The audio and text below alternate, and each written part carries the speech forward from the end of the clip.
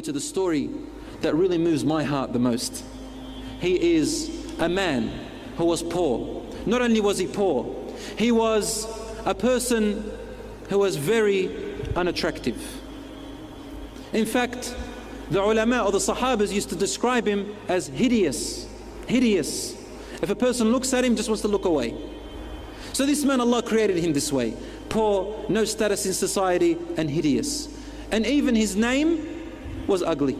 We're not meant to say that Sahabas are ugly, a'udhu billah. They are beautiful. But the name that he had was an unattractive name. His name was Julaybeeb, radiyallahu anhu. This hadith is in Sahih Muslim, and part of it is also in At-Tirmidhi, which is completely authentic. Rasulullah sallallahu alayhi wasallam saw Julaybeeb one day, and he had grown older in age. He said to him, "How are you, ya Julaybeeb?" That was such the case of Rasulullah sallallahu alaihi wasallam. "How are you, ya Julaybeeb?"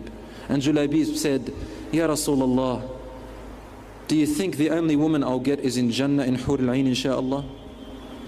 Rasulullah sallallahu alaihi wasallam understood what he's trying to say, that he's never going to be able to get married in this life.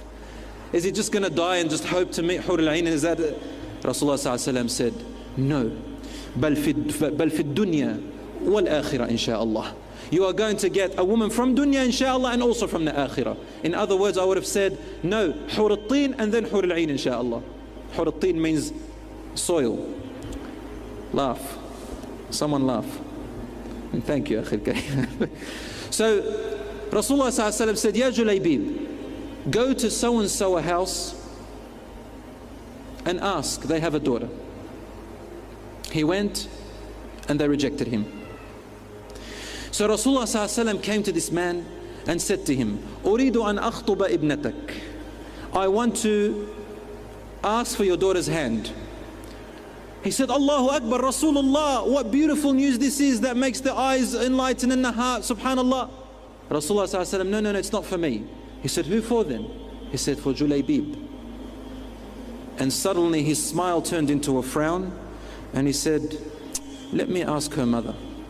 So he went home and said, "Rasulullah has asked for our daughter." She said, "Allahu Akbar, what great honor, what brings comfort to the eyes and to the heart." And he said, no, not for Rasulullah." She said, "Who for?" He said, "For Julaybeeb." And then the mother said, "Subhanallah, we had better men than him coming and asking for our daughter and rejected him. We had greater families asking for her and we refused them. And now the lowest of the low in society and the most hideous, we have to give our daughter to him? No, please." Their daughter was in the background inside listening. So she came out and said, "What is this that I hear, Mum and Dad? Rasulullah sallallahu alayhi wasallam is on behalf of another man proposing that man to me, and you say no to Rasulullah? Wallahi, I will not refuse the request of Rasulullah, and Julaybeeb is the only man I will marry." Allahu Akbar. When the news came to Julaybeeb, he was rejoiceful, mashallah. And Rasulullah sallallahu alayhi wasallam got the companions to look after him and donate so that he can get married. Time passed, and there was one of the battles. Then Julaybeeb was among the people who went into that battle. Rasulullah sallallahu alayhi wasallam was there, and the battle, alhamdulillah, was victorious to the Muslims.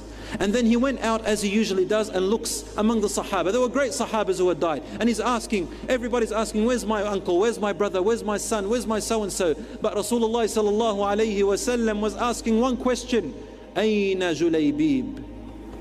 Where is my Julaybeeb? And everybody would say, "We don't know, Ya Rasulullah." Nobody cares about Julaybeeb. Only Rasulullah sallallahu alayhi wasallam cares about Julaybeeb. "Where is my Julaybeeb?" Everyone is saying, "I don't know, Ya Rasulullah." And they'll say, "Ya Rasulullah, have you seen my uncle?" He said, "No." "But have you seen my Julaybeeb?" And they say, No, we don't know anything about him." So he went looking for him. And amidst the dead people, he finally found Julaybeeb radiyallahu anhu, dead on the ground. And around him, as a circle, there were 7 of the enemies dead around him. And Rasulullah sallallahu alaihi wasallam, when he saw this image, he stared at him and his eyes flowed with tears. He said, قتل سبعة من المشركين وقتل. قتل سبعة من المشركين وقتل. He killed 7 of the enemies of Islam and then he was killed. Julaybeeb minni wa ana minhu. Julaybeeb is of me and I am of him. Julaybeeb is of me, and he repeated it 3 times. Julaybeeb is of me, he's one of my family, and I am one of his family.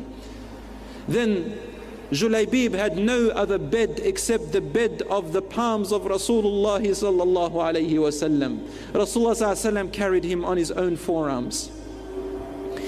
And he was crying. Then suddenly his crying turned into a smile.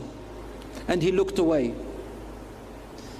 He went to Rasulullah sallallahu alayhi wasallam and buried Julaybeeb with his own blessed hands. And they asked him, Ya Rasulullah, why were you crying and then you were smiling and looked away? He said, I was crying for the loss of my dear family member Julaybeeb. No one cared about him but me. And then Allah showed me his place in Jannah. I saw his soul in Jannah, and there was one of his wives from the Hur al-Ain running towards him. So I smiled that he finally got his wife which he wanted in Jannah. And as she was running, the heel of her legs showed, so I turned away. I have no right to look at the wife of Julaybeeb.